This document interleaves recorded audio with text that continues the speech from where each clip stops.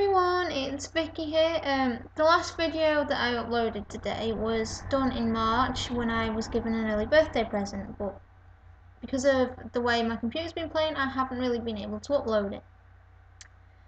But in that time, since doing that video, which is about death, dying and rebirth, spiritual aspects and pagan aspects,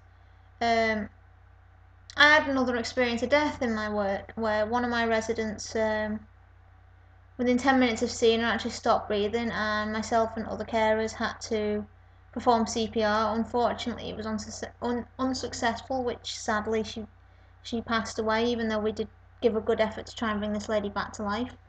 And it is one of them.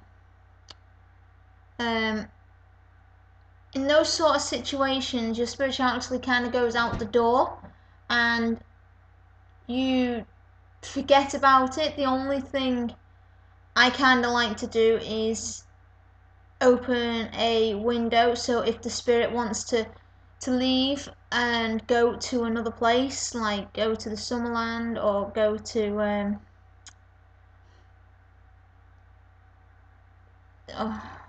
the astral plane, then that is possible to do.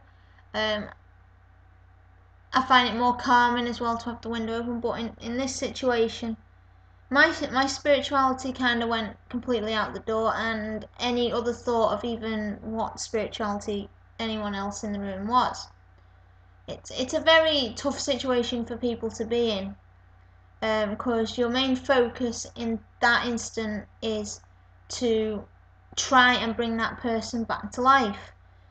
And you could say that you are trying to bring that person back to life and sending your energies through into that person when you're giving CPR, because you are doing your compressions, which CPR these days is compressions, no breath. So you won't be given the kiss of life no more, you'll just be doing the compressions.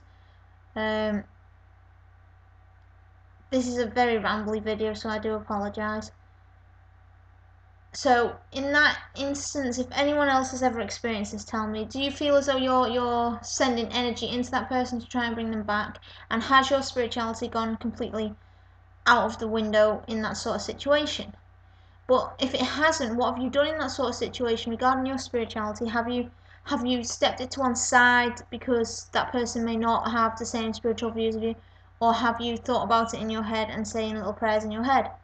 Now, mine just completely got tossed out the window, everything thrown away, and we just tried our best to save this lady's life. But like I said, unfortunately, we were very much unable to do this. This was a very, very hard experience for me. Even though the sort of work I do, I should be used to people dying, but when you get the unexpected, it is much harder than dealing with expected.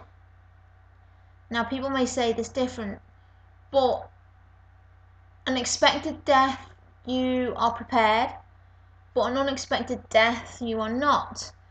Now, this will be my second unexpected death that I've ever witnessed.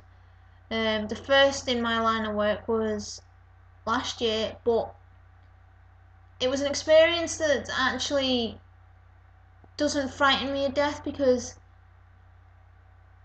something actually left that body when that person died. We were there at the moment she died, so it was as if something actually did leave her. And I don't care what anyone says, I don't care what religion you are, whatever religion you are, you could be atheist or anything, but myself, my manager, and another carer that was there at the time, we all said the same thing: something leaves the body. It was very strange, a very surreal experience, but something actually does leave the body. Please don't argue with me with this. That you would have to experience this for yourself. Definitely would have to experience this for yourself. I know it's going to be one of those situations that most people will never experience, but for me, being in that situation last year, and this person dying on me. It was as if the spirit did leave. It was like as if something just left her body and the shell was left. If anyone disagrees with me, this is exactly what I witnessed, and I will tell anyone the same thing. I have told my family the same thing. I have told people I've worked with. You know, I am never ever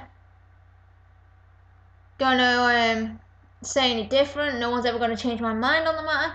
I know what I felt. I know what I saw at that time, and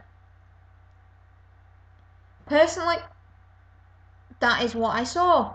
So this was a very rambly video because I think after this second unexpected death and having to do the CPR, because in my line of work there comes time when being with older people, we fill in forms called DNR forms, which mean do not resuscitate. So you get like the family with the old person and the doctor to say this person does not want CPR. If they found collapsed or not breathing, you are not to do anything. So my one that passed away last year was a DNR. She did not want resuscitating. She didn't want being brought back to life. But this year, this one didn't have one in place, so we had to do the CPR without avail. Though it didn't work. CPR is not a very. It has a very good success rate anyway, because of the oxygen cut off to the brain, which can cause which can cause damage too. So, unfortunately. But I think it's been on my mind so much this week that I have not felt myself, because it has been playing on my mind, that I did leave the spiritual side out of it and completely ignored it. I do feel a little bit guilty that I never did anything for this lady with her spiritual aspect of things, because she was a Church of England, which is a Protestant. So in that case, I would have done I would have recited the Lord's Prayer to her. I know I'm pagan, I'm Wiccan pagan, but in my line of work, you have to know basically all religions. You have to respect all religious wishes. You can't be biased. You can't judge people for their religion. You have to respect all their wishes. This is why I like paganism and Wicca, because you really don't judge. It annoys me when people do judge me and come attacking me and asking me that I'm going to hell and all that, but there was only this one time and it was pathetic, but I ignored them. But it does wind me up that people say you shouldn't be Wiccan, you should be coming to over that, because I have to respect everyone's religious views being in my work. For example, we have Christians, Catholics, Jehovah's Witnesses. I work with Buddhists, pagans, Muslims, so they all have to have full-blown respect for their religious views. I wouldn't be a good manager if I didn't respect people and what they view. And now I am really rambling, so I am going to let you go, because I may do more videos on death and dying in paganism, because there really are no videos on YouTube regarding this subject, and we're all going to die one day, so why don't we talk about it? Because it's not a scary thing, it's a cycle. No one should be scared of death, no, being in our religious path. They should respect it and realise that it's a cycle, a sacred cycle, like my last video said.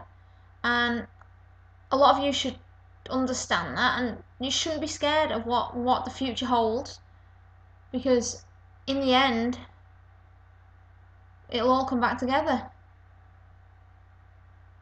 Complete circle. And that's where we get our many lives from. As a lot of you know, I'm quite interested. I have talked about old souls.